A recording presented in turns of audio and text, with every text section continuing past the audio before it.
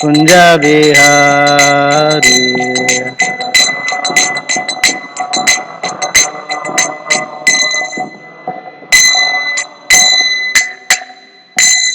Jayam Vishnupada Paramahamsa Parivrajakacharya Ashtottara Shata Shri Srimad His Divine Grace A.C. Bhakti Vedanta Swami Srila Prabhupada Ki Jai Ananta Koti Vaishnava Vrinda Ki Jai Grantharaj Srimad Bhagvatam Ki Jai.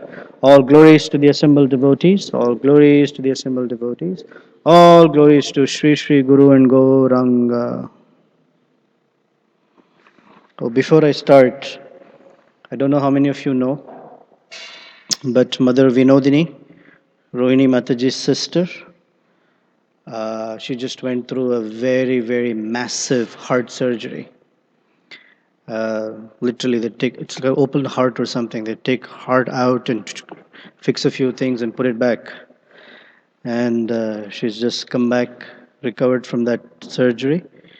Very, very happy that she felt.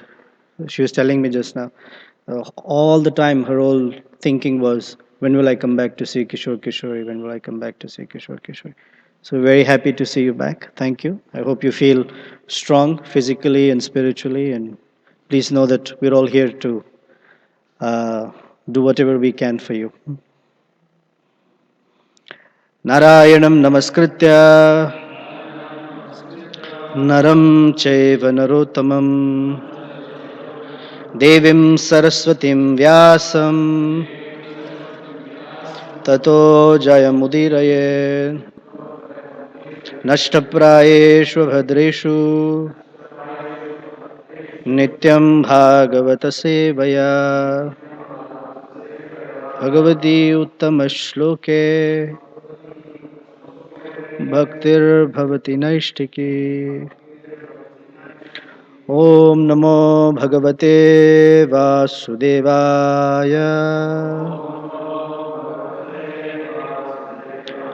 Om Namo Bhagavate Vasudevaya Om Namo Bhagavate Vasudevaya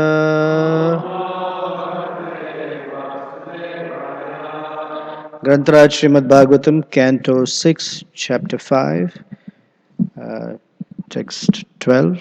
Let's see how far we get. We're doing more than one, is okay, right? Okay. Text 12. Eka eveshwarasturyo Bhagavan swashraya paraha Tam adrishtva bhavam pumsaha Kimasat karma bhir bhavet Eka eveshwarasturyo Bhagavan swashraya paraha Tam adrishtva bhavam pumsaha Kimasat karma bhir bhavet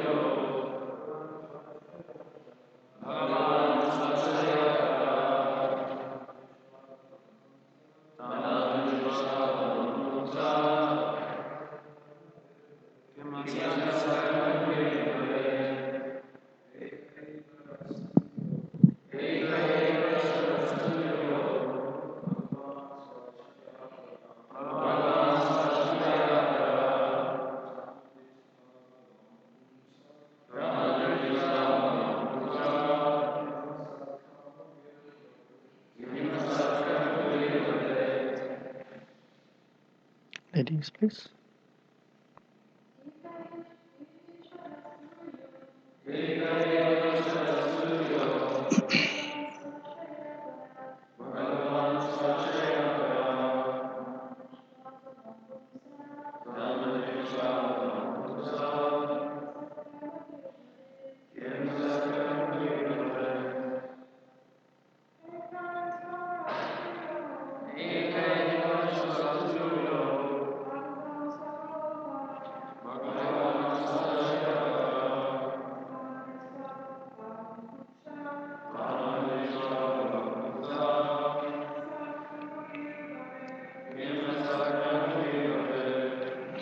Ekaha, one.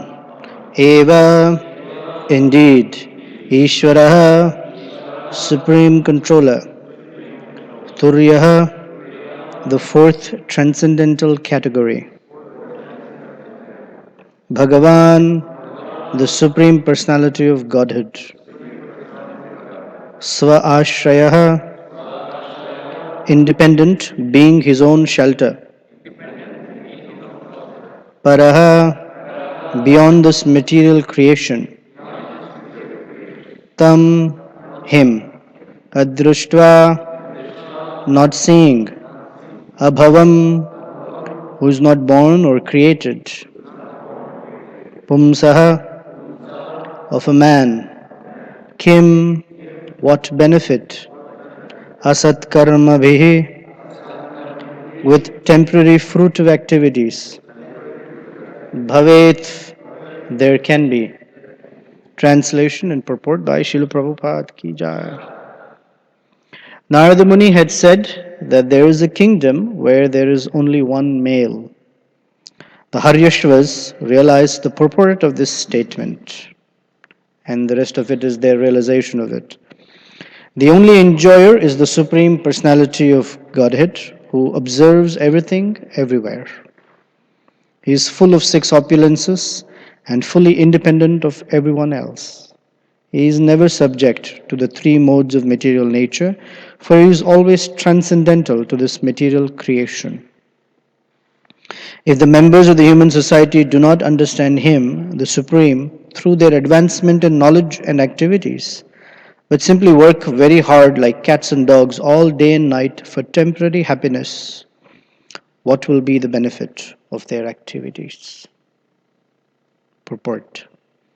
Narada Muni had mentioned a kingdom where there is only one king with no competitor. The complete spiritual world, and specifically the cosmic manifestation, has only one proprietor or enjoyer, the Supreme Personality of Godhead, who is beyond this material manifestation. The Lord has therefore been described as Turya, existing on the fourth platform. He has also been described as Abhava. The word Bhava, which means takes birth, comes from the word Bhu, to be. As stated in Bhagavad Gita, chapter 8, text 19, Bhutva Bhutva Praliyate. The living entities in the material world must be repeatedly born and destroyed. The Supreme Personality of Godhead, however, is neither Bhutva nor Praliyate. He is eternal. In other words, he is not obliged to take birth like human beings or animals, which repeatedly take birth and die because of ignorance of the soul. The Supreme Personality of Godhead, Krishna, is not subject to changes of the body, and one who thinks otherwise is considered a fool. Avajananti mam mudha manushim tanumashritam. Narada Muni advises that human beings not waste their time simply jumping like cats and monkeys without real benefit.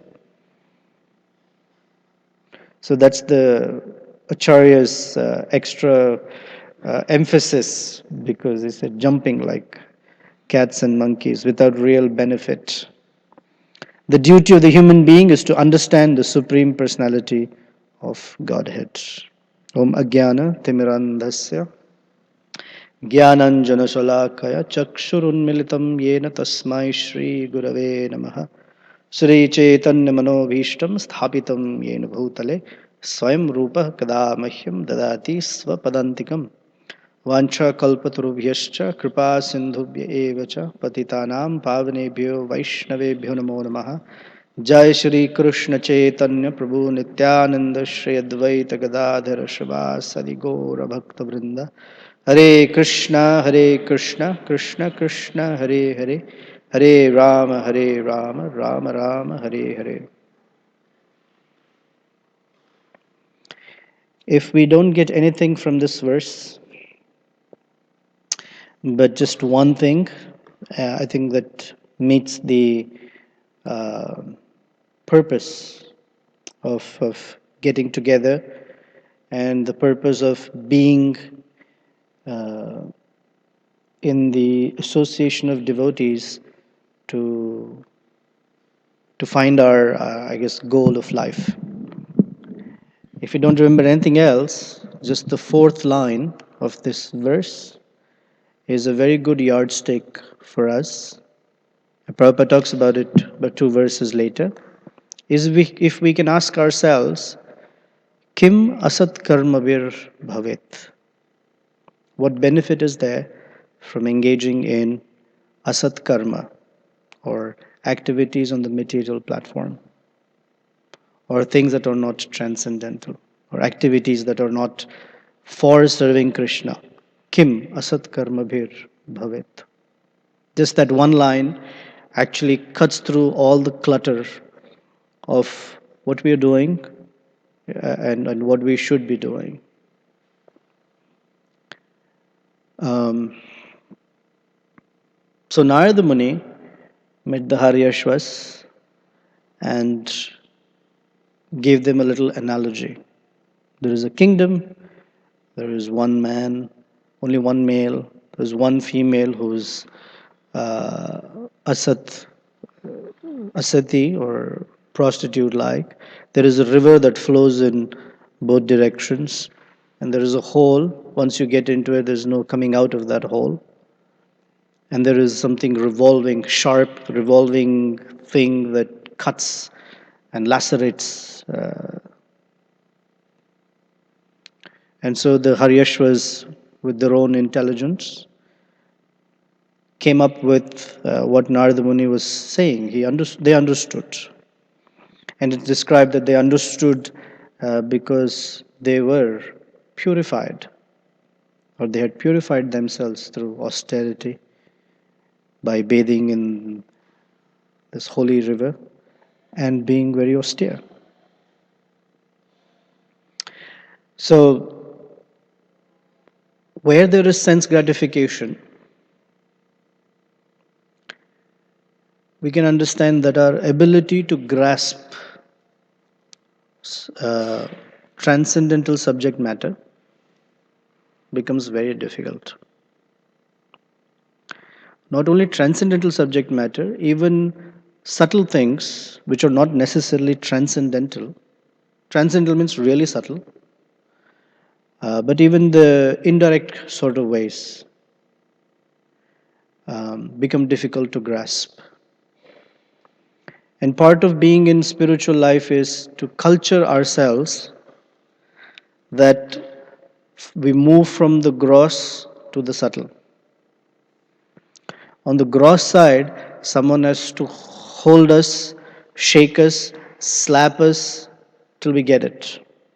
Correct? Sometimes that happens, and it's maybe necessary. And when that happens, the indicator is that our consciousness is so steeped in the gross that we're not getting the message. So because consciousness is in the gross level, the treatment or the access to our self is through the gross platform. But as one gets cultured through the practice of Krishna consciousness, by curbing our senses, more importantly, using our senses in Krishna's service, we begin to understand things a little subtly. They don't have to be so grossly expressed. For example, we see that language, even in the Bhagavatam, is very refined. Before that, we have to express things like stool and urine and flesh of a dead body, things like that.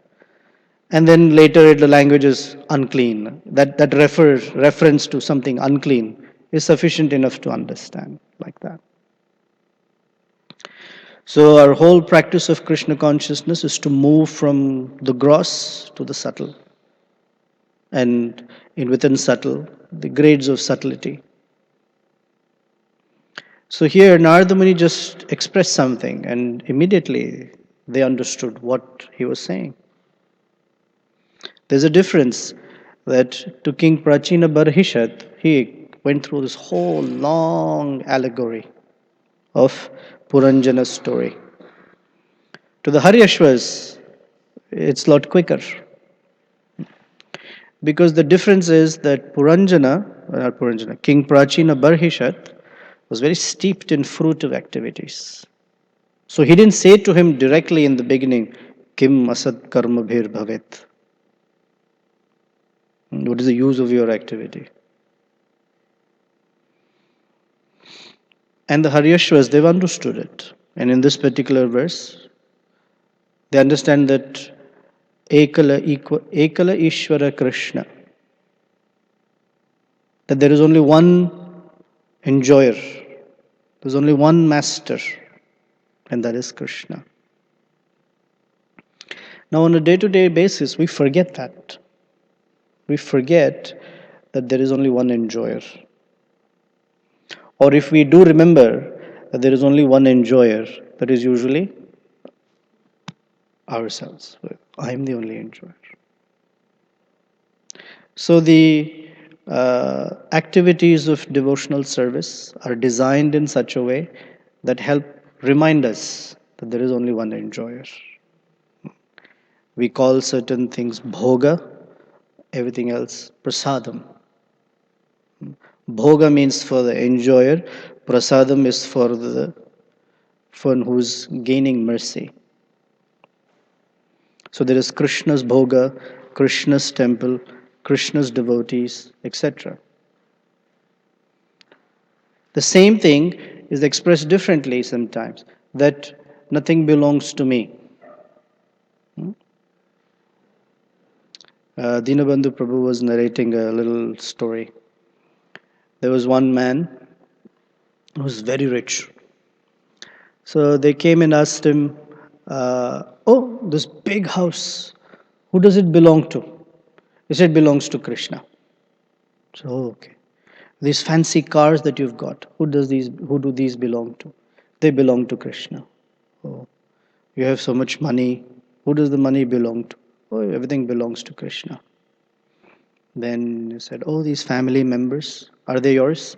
No, they're all Krishna's family. They're all Krishna's. Oh. Then one by one, you have all these clothes in your closet.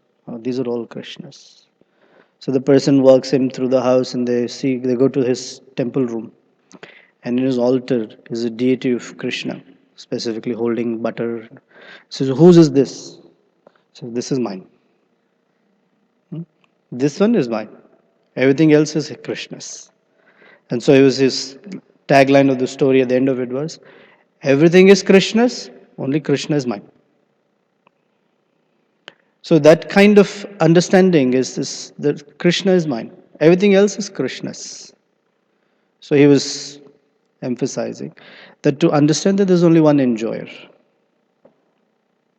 And until we understand that there is only one enjoyer, and that is Krishna, we cannot expect our minds to be peaceful. The restlessness of the mind appears because of many, many, many reasons. Young age, uncontrolled senses, uncontrolled mind, material desires, worry from the past, anxiety about the future, all of that. But the very, very core idea that brings about the restlessness of the mind is to not understand that there is only one enjoyer, Krishna, who is the source of everything. Right? And Krishna says, one who knows this, Shantim Richati. The word Shanti has connotations. Like generally we giggle or chuckle when we hear Shanti, Shanti, Shanti. There is a reason it is recited. And so the reason is recited 3 times. First of all, Shanti we understand as, oh, peace, let there be peace. But the Shanti means let everything be in harmony. So let the body, let the mind, let the intelligence, these 3 become in harmony with the Supreme Personality of Godhead. So here they have understood, oh, there is only one enjoyer. And if our activities are not meant to fulfill that purpose, that Eka Ishwaras Turyaha, if that's not, then what's the use of these activities? That's the conclusion. That if our activities are not meant to, or not, we find that our activities are not meant for giving Krishna pleasure, or that Krishna is the enjoyer, then why do it? Now, when we say then why do it, that doesn't mean we drop what we do. It means we do it in a way that it is pleasing to Krishna. Oh, I'm chanting Hare Krishna. Oh, I realize that it's not for Krishna's pleasure. I'm going to give it up. Uh, I think the first place to give up then would be I'm eating because it's not pleasing to Krishna. I should give up eating. That would be the real test. No, but it doesn't mean you give it up. It means you give up the mentality. We give up that mentality where Krishna is not the enjoyer. We are conscious that may this be pleasing to Krishna. Dharma swanushtita pumsa vishwaksena kathasuyaha notpadayadi ratim shama evahi kevalam. In the first canto, the sages and Shuta Goswami, they're discussing, and he describes that if one is engaging in one's duties, whatever kinds of duties we are engaging in, as long as we're engaging in our duties, if from those duties one doesn't feel a natural attraction for Krishna, especially to hear about Krishna, Vishwaksena Katha Suyaha. He says, Shama eva hi ke. All that work is nothing but useless labor. Same verse, Kim asat karma bhir bhavit. What's the use if our activities, whatever those activities are not bringing about an attraction for Krishna, that they are not meant for serving Krishna? We call it service, you know. What we call a service and what we feel as service are two different things. You go to the Hindu temple, and they have a big, what they call prasadam hall, very big, and it is filled with people, and they're selling all varieties of what they call prasadam. But I'm very sure, because I've seen that they don't have any offering timings, nothing from the kitchen goes to the altar. Just because it is within the confines of a building called a temple, they call it prasadam. Right? Nothing is offered to the deity. In fact, their preparations sometimes have onions in it. But it's all prasad, prasad. Similarly, just because some activities are happening within the temple doesn't necessarily constitute those activities as service. Service is in the level of consciousness, not just the activity. Of course, something can be service if there is the mood that's also there along with it. Otherwise, it becomes a very high grade activity of goodness. So that asat karma is when the consciousness that Krishna is the enjoyer, Krishna is the real beneficiary from this activity. And that's something that's difficult. It's not so easy. It's difficult because the tendency to what we call space, the tendency for the mind to go away from the activity, disconnects us from the activity. Because the mind takes us to something else that's happening, that has happened in the past, or it moves us to something in the future, or while we are doing it, the mind is, what we say, processing something else. And unfortunately or unfortunately, that's where we begin. We begin there because we haven't had previous training or samskaras or culturing of how to bring the mind to the activity that we're performing. And in the modern context, we're so much into what we call parallel processing, and we are encouraged to do more than one thing at one time, multitasking, as they call it. And at the end of it, the efficiency goes away from a material perspective. But from a spiritual perspective, we're not engaging in what we call service. So the idea is to be fully present within the activity for it to be a service, that Krishna is the enjoyer. And we tend to forget, so it has to be practiced. Right? The whole idea of spontaneity comes from practice. This is Rupa Goswami's teaching. So we have to practice remembering Krishna. We have to practice bringing our mind to Krishna. So there are certain mechanics of it before we begin our service. Why am I doing this? Whatever we are doing, if we ask ourselves, why am I doing this? Or for whom am I doing this? It will help the mind bring it to the activity and the proper consciousness in that activity.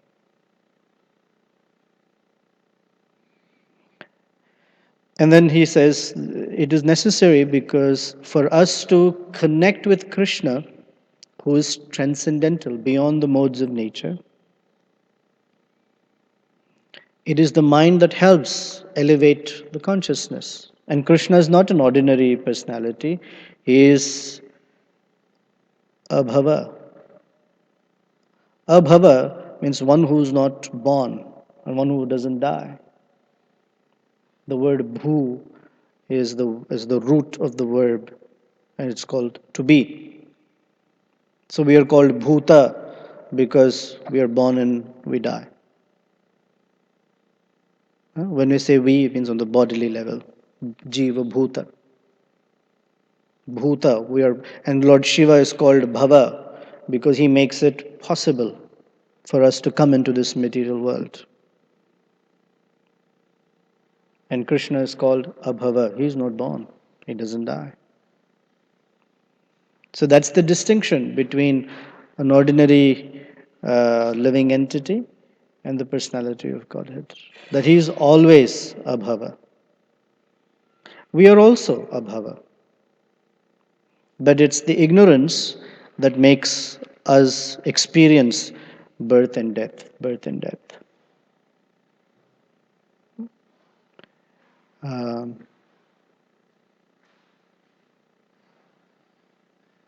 so he says, Narada Muni advises that human beings not waste their time simply jumping like cats and monkeys without real benefit.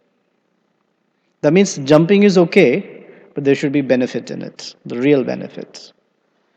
The real benefit is that it is for Krishna's pleasure, meaning the activities which otherwise have no meaning. Yeah. How long can you watch Discovery Channel? It's nice to see certain animals do certain things, and that's about it. It's not something you can watch hours and hours and hours on end. One Prabhu, when we were just beginning Krishna consciousness, he said, "Oh, if you just watch National Geographic or Discovery or whatever the wildlife, Animal Planet, then it's very interesting to see these different animals, how they behave, what they do. But if you analyze it, you know, the whole video is about how they eat, how they sleep, how they mate, and how they defend. It's just that the colors and the physical sizes change. The elephants do the same thing, the wolves do it, the tigers do it, the monkeys are doing, the birds are doing it. And mostly they show the birds and all that with all their colors flashing just to attract the ladies, right? They do their little courtship dance, and the video spends almost 20 minutes showing the fellow trying to attract her attention. And she will say, all right, you're the guy. And then he goes busy building the nest for her. But at the end of the day, it's eating, sleeping, mating, and defending. So, what's the use of those activities if they're not meant to be done, if they're not done properly? It is just repetition of the same activities from one body to another body. When in the human body, we eat, sleep, mate, and defend in a particular type of way. Make houses, locks, security systems, etc., passwords, defends in one way. When the soul then moves into another living and another body, we do eating, sleeping, mating, and defending in another way, then another way, and then another way. And is there an end to it? There's no end to it. Again and again, the same things. Bhutva bhutva pralayate. Born and dying, doing the same activities. Same thing. Interesting thing is, don't we get bored of it? Only in the human form of life, there is boredom. Have you seen the animals getting bored? They're not bored from eating, sleeping, mating, and defending. Why? Why are the human beings bored? Because in the human form of life, there is that opportunity for something else. You just don't know what that something else is. So we try the same things differently and we get bored. I'm bored. I'm bored. Once Srila Radhanath Maharaj was explaining, he and his friends or some friends, he was explaining about friendship. And he says people get together and they look at each other and say, so, what you want to do? The other guy says, I don't know. What you want to do? I don't know. What do you want to do? And that's all. They spend a couple of hours asking each other, what do you want to do? Because they don't know what to do. What do you want to do? I don't know. What do you want to do? That boredom is an indicator that we have a human form of life and that there is a possibility of something else that's not boring. And when done properly, are we doing the same activities every day or not? Yeah, same thing. In fact, even the timings match exactly the same. Every day, certain time, Mangalarati. Every day, the curtains open the same way. Every day, it's the same Kishore Kishore. It's not like new people are the same Kishore. It's the same time for the same activities for the same. And if there is boredom in those activities, that's an indicator. Something is not right. But it's supposed to bring us newer tastes every day. Right? According to Chaitanya Mahaprabhu. Aswadanam, every day there's a new taste to it.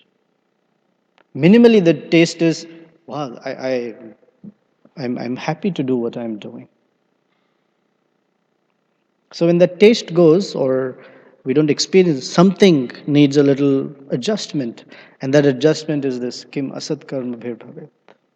Is we check in as to how are we approaching these activities. What's the right way to approach these activities? Any questions? I don't want to go to the next one. Yes, Terence. My question is in regards to the point you brought up earlier about us not being the enjoyer of Can you our speak into activities. the mic, please? So my question is in regards. Thank you. There you go. My question is in regards to the point you brought up earlier. Okay. You were saying how we're not the enjoyer of our activities in regards to devotional service, and more or less what we do should be thinking of Krishna as the enjoyer. So, while doing devotional service, there may be certain activities that are specifically meant for someone of that nature that facilitates their spiritual life or their Correct. progression and understanding. While in some cases there might be devotees who may not be able to facilitate that service, but they may have other services, and they genuinely have a it helps them out. Like it gives them some sense of happiness, Yes. and sometimes that sort of gets misconstrued as that person is just doing something that, is gratifying their senses, when they actually may be helping them um, obtain a higher level of God realization. So I guess my question in regards to that is, how do you distinguish the two? Well, um, generally, in the beginning, we are encouraged to what we call dovetail our propensities. Certain persons have certain skills or certain abilities. And when we find a way of how to encourage those abilities within the realm of serving Krishna, they find an inner purpose for it. Oh, wow, now I can do this for Krishna? Very nice. And that's all right, because it's easier to see how they can please Krishna by something that they have. What's more difficult is to know how to please Krishna with something they don't have a taste for, right? So that's the path in, but that's not the path forever. As we develop our relationship with Krishna, we will tend to learn that what I like and don't like generally takes a lower precedence or lower priority than what Krishna would like. And that we understand by what Guru will like or ask me to do. I may not like what he said I should do or should not do. I may not like it. But because that may be pleasing to Krishna, I may accept. I may express this way, that way. All that is there. That's fine. There's always conversation. I'm not entering that aspect of discussion. But in principle, if that is what is pleasing, let me find out how I could do that. That's the higher level of finding happiness. So, what's in the beginning is not necessarily what's later.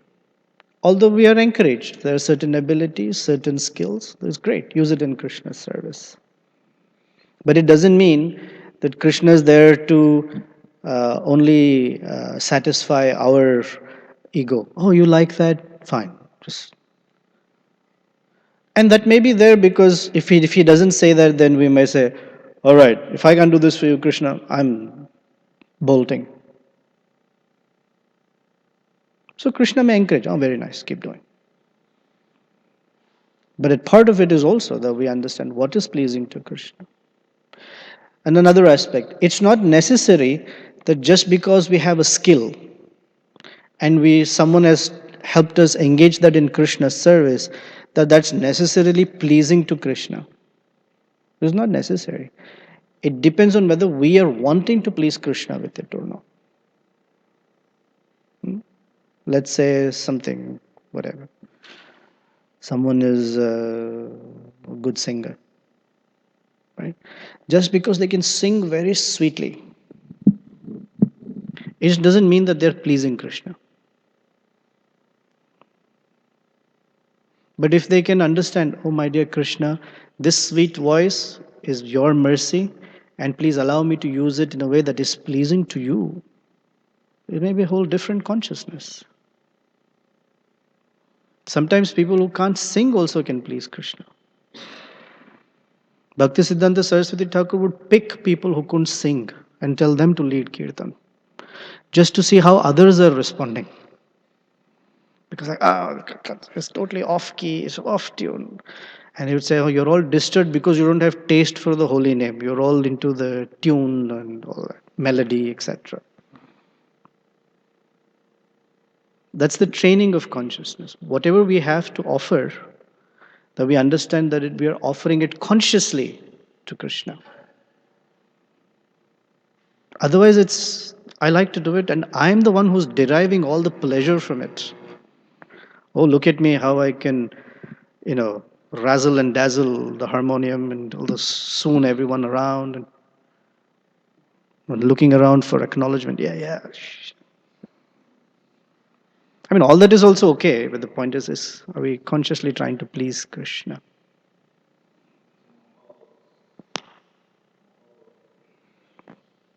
How would you know if Krishna is pleased with your service? Like, would it be something from an internal Well, feeling, there or is an internal sense of satisfaction. If we rely only on internal sense of satisfaction, we might be a little uh, off the right necessarily, but that's there. Um, Jiva Goswami says, "Bhajana parama purusha sukhamatra swasukhatvam." That if genuinely we try to please Krishna, our happiness is within that. But here's where we sort of get lost is when we want to please Krishna because of our previous conditioning, we're also looking for a predisposed outcome from that activity. Understand?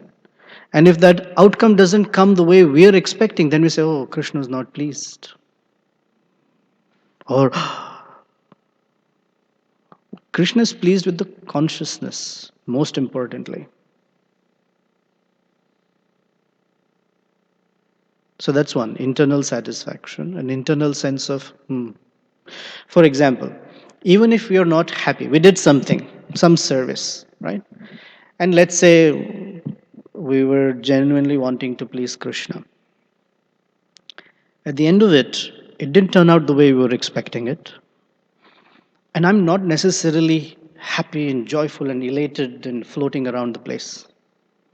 But I realized something like, oh man, I have a long way to go. I have these things in my heart that are blocking my ability to express to Krishna nicely. Or I realize that when I'm doing something, someone else's interference or something they say really bothers me, and that's a block. Have you learned something? My dear Krishna, thank you for opening up something that I did not know. Is Krishna pleased by it? Yes. Are we pleased by it? Hope, of course, right? We would want to have some sense of awareness of ourselves. So that is very wonderful. So that's another way. Another is some devotees will express it to us. We should not think that only when devotees appreciate what we do, that is when Krishna is pleased. Of course, that is when also indicator that Krishna is pleased. But someone genuinely comes and says, if you change a few things, it'll be better. That is also Krishna. It means Krishna is giving us attention, right? If someone gives us feedback, it's an indicator that they care for us.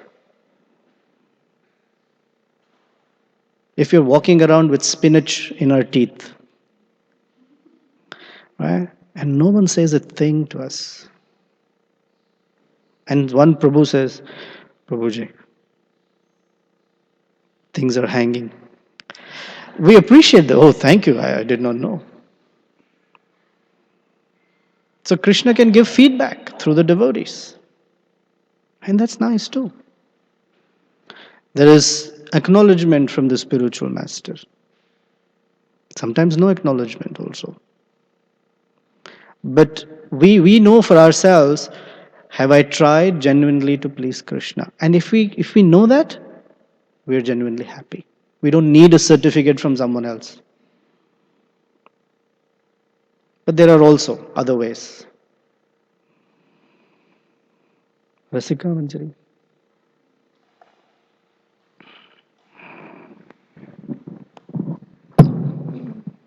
Sorry, it will be a little complicated.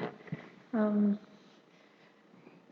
in your response to him, you made this point about going beyond what a like and dislike is and doing a service. Specifically, you said what is pleasing to the spiritual master. So um, my conclusion or observation or wrong vision or whatever, the way I'm seeing is we are in a society where the room for a spiritual master to even express what his preferences is just becoming smaller and smaller. So, in that kind of a situation, how is one going to ever know? Like, I may be a disciple where I feel I may have direct instructions, but I may not have a god brother or god sister who may feel that way and may misinterpret how I see my spiritual master's suggestions. So, what are we supposed to do like this with the spiritual master taking a weaker stand in maybe that's the wrong word, but hesitating to say this is it because we just don't have that spiritual aspect in us yet to hear it that way. Right. It's a very good question, and it's a real issue. However, it doesn't change the principle. Now, pleasure of a spiritual master is not just when the devotee is fully surrendered. That would be nice. Um, when we, if you don't mind, I'll answer it from this perspective. I've just started reading Madhurya Kadambini. And I can't tell you how sweet it is right in the very page one. Okay, Vishwanath Chakravarti Thakur starts with a particular verse glorifying Lord Chaitanya as the Madhurya Kadambini. So Kadambini means a long cluster of rain clouds. And Lord Chaitanya is called Madhurya Kadambini because those rain clouds are containing his mercy, that the clouds are ready to shower.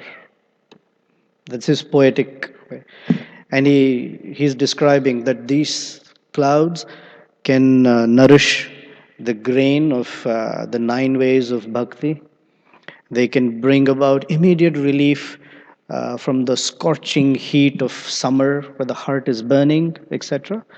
And even from afar, I'm very happy or I'm feeling nourished, although I'm a dead, dry tree in a desert or something like that. I'm sorry, I can't do a nice justice to it, but just poetically very beautiful.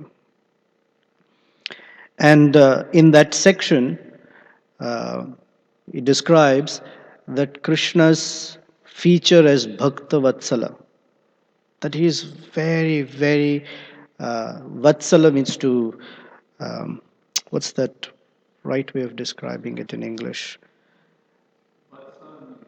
Caring. Yeah, Vatsa is the younger one, caring or affectionate, for lack of a term that I can think of. He's so caring that all of his other features or potencies take a subordinate position to that feature of caring. So, for example, Krishna can punish, Krishna can chastise, Krishna can, give a certain opulence, whatever.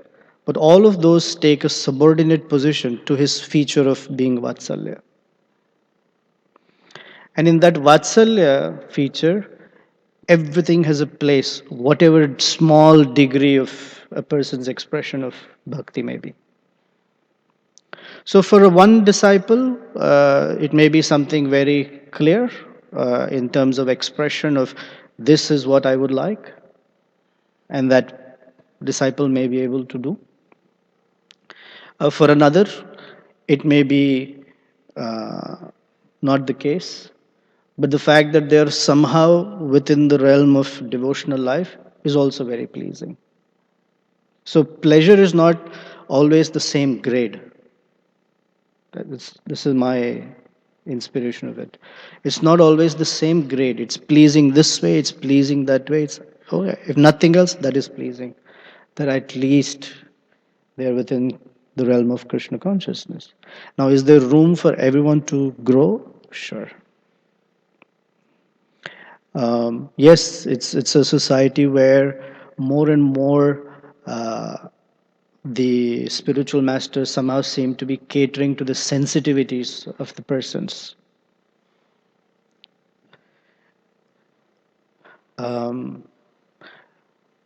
It is helping me see it from that perspective. That as the Vatsalya feature is that that's okay. Some may be this way, some may be that way. Now, is it misleading? Is it misleading that they're catering to their sensitivity? Maybe. It's not necessary, but it could be. Someone can think of it as, oh, it's misleading. They're happily going about thinking, oh, Gurudev is very pleased with what I'm doing. Um, it as long as it gives them the um, inspiration to continue,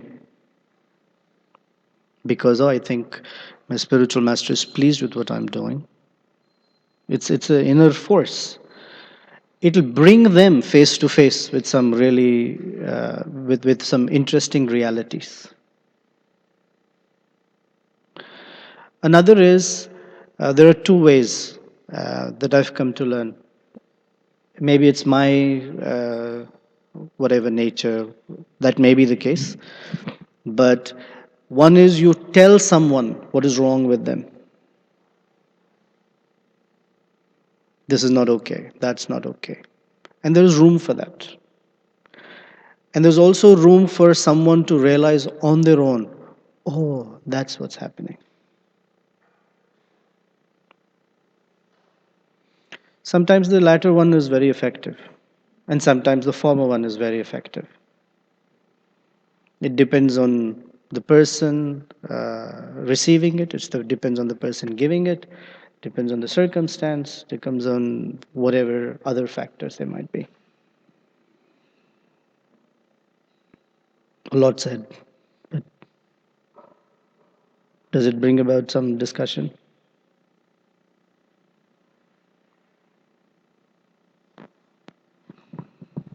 One can then be in a position, from what you said, I hear, and then irrespective the spiritual master is placed.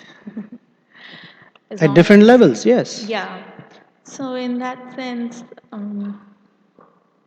how is a person helped if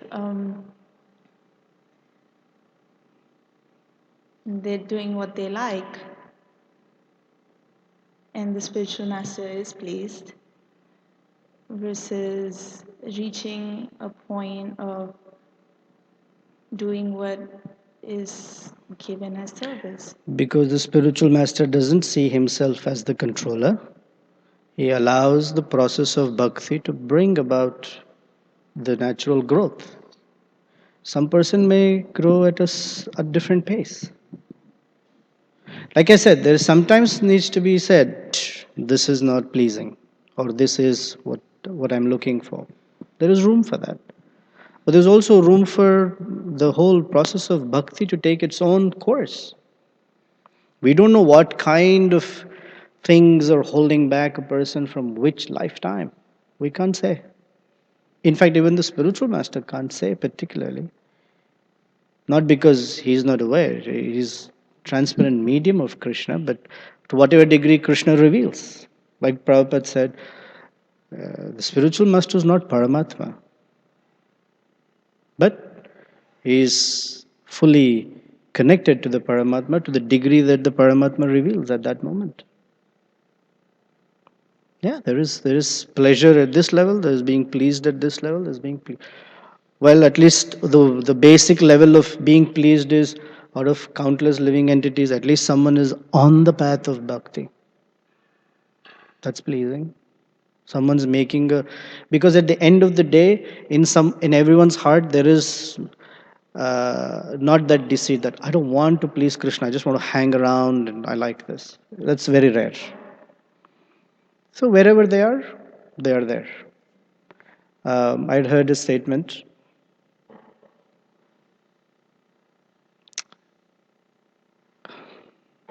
Something is not a function of time. It's not a function of will, it's a function of time. I'm forgetting the first part of that phrase. I'll bring it back somewhere. It's in the recordings of Nectar of Instruction. Now, okay, we move to the next one. Look.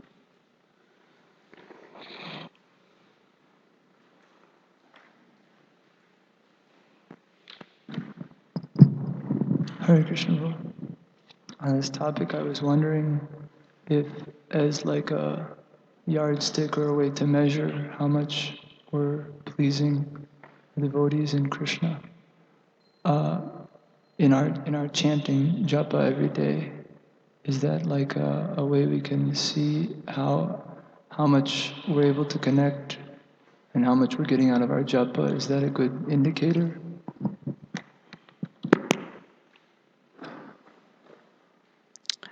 Um, it's a good indicator for someone who's more present. Um, the indicator would be depending on what kind of realizations we are receiving. Someone may be very good with having a regulated schedule. That's an indicator that they can. But that in and of itself is not necessarily the indicator. Right? From japa, it's what realizations we're receiving and how those realizations manifest in the field of action. That's important too. What realizations we're receiving. Okay. I guess I was thinking not so much in terms of realizations or regularity, but in terms of the Nectar of Instruction, text 7, the sweetness of the holy name becomes more Swadvi krama, apparent. step by step. Yeah. Sweetness. But the thing is, that has to be checked with someone. We do feel a natural attraction to chant Hare Krishna. That's nice. That's definitely an indicator. And that sweetness is confirmed. Otherwise, someone can imagine certain things, right? Today the curtains opened, Krishna's looking so sweet, he winked at me, saying, keep going. And whatever. Or I'm chanting the holy name, and all these meanings have come out of the holy name. But the meanings have to be consistent with the Acharya's realizations, like that. So it can be a little uh, gray unless it's verified in that way. But yes, the proof is in the pudding in that sense. Himanshu had his hand up. You have something to say on this one? You don't want to ask a question anymore. Okay. Jai Jagannath Prabhu. Another question, but because this question was the best Yeah. of all, and I think I have, of course, very similar doubts all the time, which I often bring up with Shulam Padmarash, and I guess concerns about it. What is the role? What is the actual role of guru Yeah. in our lives within the institution? As she nicely expressed, it seems to be becoming smaller and smaller. And anyway, I want to ask permission to just read a little small portion Yeah, Srila sure. Bhaktisiddhanta's Initiation to Spiritual Life. Srila Rampa Maharaj often quotes from the first paragraph of this on the initiation day. And I think it also expresses, well, at least my doubt, also it's in connection. And maybe if you can respond to that, to this. It's just a little, it's a small part. I won't read the whole thing. It's not too difficult to understand. So Srila Bhaktisiddhanta says here, the good preceptor asks the struggling soul to submit not to the laws of this world, which would only rivet its chains, but to the higher laws of the spiritual realm. Okay. The pretense of submission to the laws of the spiritual realm, without the intention of really carrying them out into practice, is often mistaken for genuine submission by reason of the absence of fullness of conviction. So I'm not fully, I'm submissive, but I'm not fully convinced, therefore I'm not following everything yet. In this world, the fully convinced state is non-existent. We are therefore compelled in all cases to act on make-believes. VIZ, what does that mean? That is to say, Viz means such as. such as the so-called working hypothesis. The good preceptor tells us to change this method of activity, which we have learnt from our experience of this world. He invites us, first of all, to be really and fully informed of the nature and laws of the other world, which happens to be eternally and categorically different from this phenomenal world. If we do not sincerely submit to be instructed in the alphabets of the life eternal, but go on perversely asserting, however unconsciously, our present processes and so-called convictions against the instructions of the preceptor in the period of novitiate, we are bound to remain where we are. So that's kind of like the doubt that I'm getting out of the question, at least. This also will amount to the practical rejection of all advice, because the two worlds have nothing in common, though at the same time we naturally fail to understand this, believing all the time in accordance with our accustomed methods that we are at any rate partially following the preceptor. So we don't recognize that we're not actually part of it. But as a matter of fact, this is the last sentence, when we reserve the right of choice, we really follow ourselves. Because even when we seem to agree to follow the preceptor, it is because he appears to be in agreement with ourselves. So that's He says what we like and therefore we follow. yeah. So we don't really accept him, accept ourselves. And then he's speaking something that goes along with our own way of thinking, and then we say I'm following the preceptor. So then, anyway, before that, he kind of preambles that sort of point by saying the fully existent state is not the fully convicted state is not existent. The spiritual world and the material world are categorically different, and therefore, unless we agree to be instructed of the principles of the spiritual reality, then we are not able to make any progress. And the whole idea that I'm anyway partially following, when I become fully convinced, then I'll follow everything, will never actually happen unless we really just agree to abandon our present methods of trying to understand things based on our experience of this world and just agree to be instructed of the principles of spiritual world. So I mean, I've been reading this essay for the last 7 years, First time I read it, I didn't understand anything, and it got better every year. And so this statement has always spoken out to me, and I feel like it's in line with what Mother Rasi Manjari was kind of expressing. Yeah. And if we don't have the confidence that we have to be, that the spiritual master will instruct us, this is like this is like that. If we don't have the confidence that the spiritual master has that liberty, because of, well, a lot of the reasons maybe our own, lack of surrender, but also because of, let's say, institutional rules and regulations, or just our own sensitivities, then how can we gain confidence that we're actually really involved in bhajan kriya, which begins with really the spiritual master instructing us and guiding our bhajan to be progressive? How will we actually develop that confidence if this feature isn't there? So I usually like to look at it from the side of the disciple, because what's happening in the mind of the guru is a dangerous place to figure out. From the side of the disciple, as she was asking the question, you were reading something that occurred to me is, we say honesty is a very good um, feature or quality that brings about uh, mercy of the guru, for more general terms, in a particular sort of way. Now, generally, honesty is misunderstood, like I was expressing the other day. Just as humility is often misunderstood, honesty is misunderstood. Humility on the material side is understood as, oh, I'm so fallen, I'm so that I can't do any service to Krishna, let me just not do anything. So, false humility takes a person away from service. And true humility brings a person to service. Like we heard, oh Lord Chaitanya, you're the deliverer of the most fallen. I'm the most fallen, so I'm first in line. It brings a person towards the mercy of Krishna, not away. Similarly, honesty,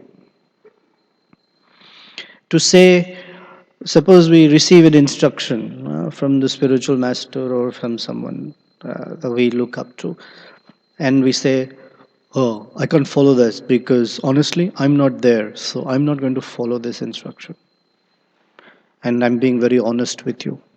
This is not honesty.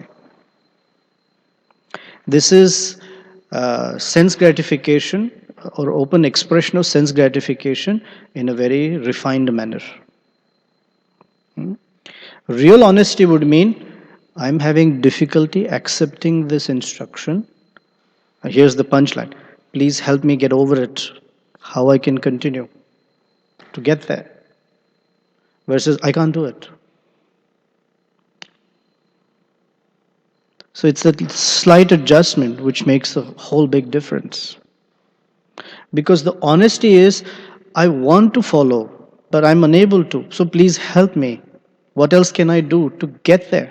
Versus, I'm being very honest, I cannot do it. That's one. Second, uh, that makes sometimes the spiritual master not say, I don't know about institutional, I don't have the intelligence to fathom like this big, massive institutional issues. I get some sense of it, but I can't say that I can speak for it or against it. But I have more confidence or comfort speaking on Guru Sishya uh, dynamic. Of course, the institutional aspect is alive and very much there. There's no denial of it. Second is at the level of the disciple, sometimes it does happen that after we understand a little about spiritual life, the danger or pitfall we fall into is that I know as good as my guru does. Or at least I know really well. That's also another blockage for someone to say, no, that's not true. It's a block. And the third one um, is from Madhurya Kadambini. Vishwanath Chakravarti Thakur describes this whole I and mine concept. And he says this I and mine concept continues even in Nishtha and Ruchi state in a very subtle form. It still exists until you come to Bhava and Prema. Like in the beginning, the sense of I and my is very clear to others, not to us. It's clear to others.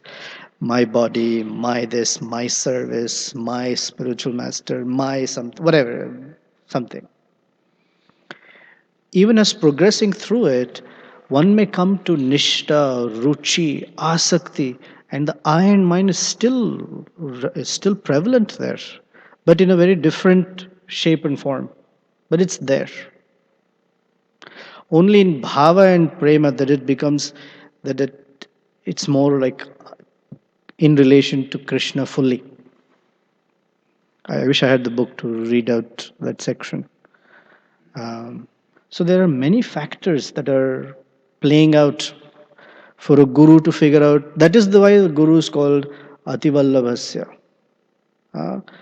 We say he's very pleasing to Krishna. One of the reasons he's very expert at it. Tatra atidakshasya ativallabhasya. This daksha is different from this daksha. His expertise is how to keep that soul on the path of Krishna consciousness. And it may be this way, that way, and for each person is very unique. That's another appreciation for me is that although we are in the bucket called bhakti, and we are all doing the same mantra chanting with the same services, same types of services, whatever. For each one of us, Krishna interacts in a very individual sort of way. So parallelly, there is the institutional or the Rupa Goswami's teachings. That's institutionalized, right? We are following Rupa Goswami's teachings given by Srila Prabhupada. Yet Krishna reciprocates and interacts with us in a very individual sort of way. And for each individual, similarly, the spiritual master interacts in a very individual sort of way. So all these things come into place simultaneously. So what looks okay for one is not okay for another. What looks mercy for one may not look, mercy may look differently for another. Uh, for some persons, they like to be told, do like this. This is what I would like you to do. Some persons don't like. They would like the whatever way of understanding it.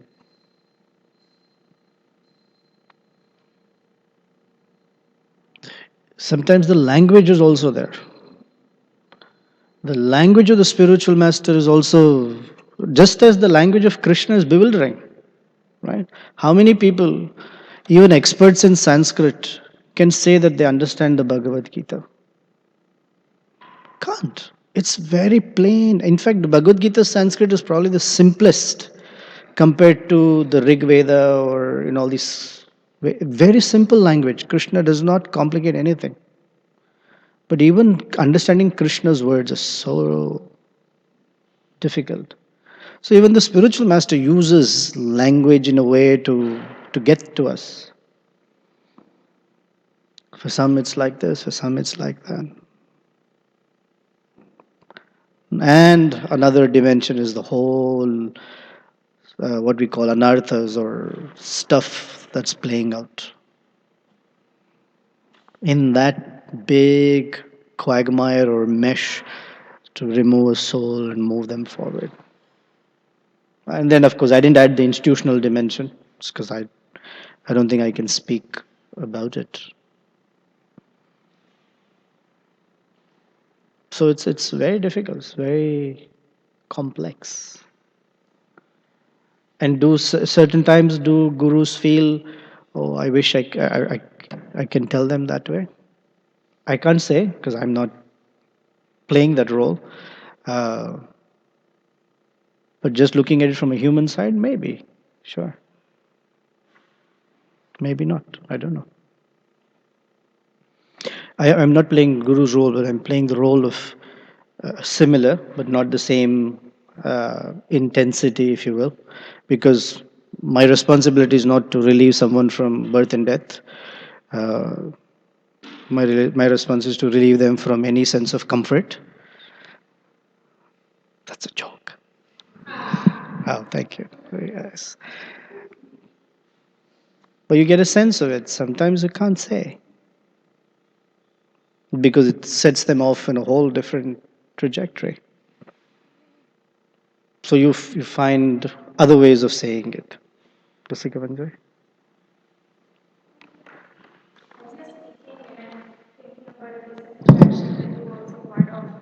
I'm just thinking like as me with my relationships is my only responsibility is then to to somehow stay connected with the feeling of being loved by the spiritual master, to very deeply take that within, because we may Say it be in the in, mic because I missed that few words you said.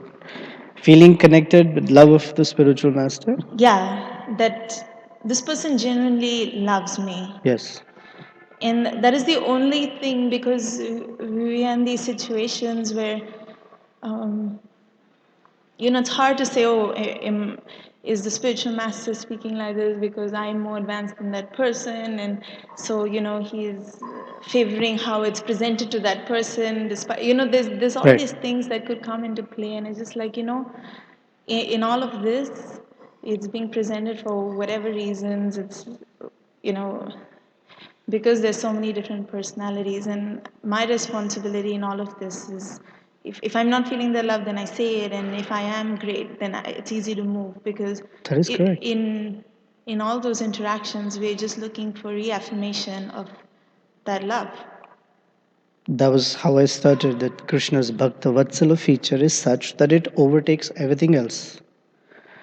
And it's not about this person, that person, it's the experience of that love. Right. Even when corrected, that love is there. Others, why would someone correct? So it's not always whenever Very good job, Prabhuji, that there is love from Krishna. And Krishna says, what are you doing? Or someone says, what are you doing? Oh, I'm not loved anymore. It's right. It's that compelling feature of Vatsalya that takes on everything else. And it is our responsibility as much to feel it, as much as it is Krishna's responsibility to express it. It's our ability to feel it. Yes. It's not I'm worse than someone, I'm better than someone, I can understand better, I can't understand. All that is superfluous. It is an individual experience with Krishna through that via medium. That is all it is. The circumstances, setting and all can be whole different thing. It doesn't matter, right? Bali Maharaj, the whole setup is in such a way that he's tied up, bound up, taken away. Everything's taken away, pushed away to Sutala. He's totally ecstatic. Wow, this is cool. Or Chitraketu's cursed. He's in the body of a demon. He's fighting with Indra. And we say in Bhagavatam that the whole reason Krishna appears in this world again and again is to support Indra. Indrari Vyakulam Lokam Mridayanti. And he's on the other side. And still he's feeling, oh, Krishna. In fact, he preaches to Indra like anything. The circumstance can be this, that, or that. Doesn't matter. If you're not feeling that love, that's an indicator something else needs to be worked on from our side.